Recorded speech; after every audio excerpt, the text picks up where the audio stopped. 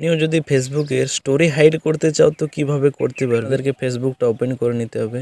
তো তারপরে আপনাকে এখানে ক্রিয়েট স্টোরি পে আপনাদেরকে ক্লিক করে দিতে হবে। ক্রিয়েট স্টোরিতে তারপরে আপনার গ্যালারিটা ওপেন হয়ে যাবে। তো যে ছবিটা আপনি স্টোরি দিতে চান সেই ছবিটা সিলেক্ট করে নেবেন বা যে ভিডিওটি। তো এখানে আমি এই ছবিটি সিলেক্ট করে নিচ্ছি, দেখতেই পাচ্ছ। তো তারপরে এইখানে যেটা লেখা আছে দেখতে পাচ্ছ নিচে প্রাইভেসি। তো চাইলে আপনি এখানে গানও সিলেক্ট করে নিতে পারবেন আপনার পছন্দের সং। তো এখানে করে দিতে হবে আপনাদেরকে।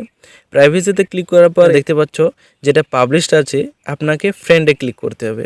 ফ্রেন্ডে ক্লিক করার পরে এইখানে আপনাকে সেভে ক্লিক করতে হবে। তারপর নিচে দেখতে পাচ্ছ হাইড স্টোরি ফ্রম। তো এইখানে হাইড স্টোরি ফ্রমে ক্লিক করে দিতে হবে।